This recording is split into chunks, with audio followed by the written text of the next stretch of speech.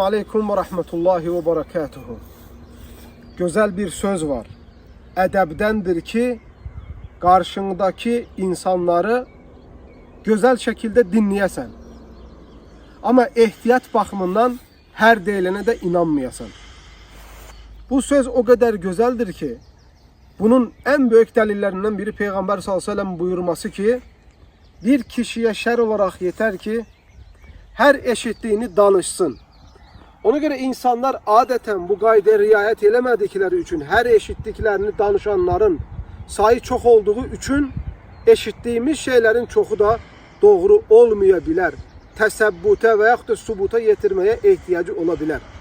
Ona göre hürmetimizi, mərfətimizi, şəxsiyyətimizi korumak için her zaman edebi meselelere fikir vermemiz lazımdır.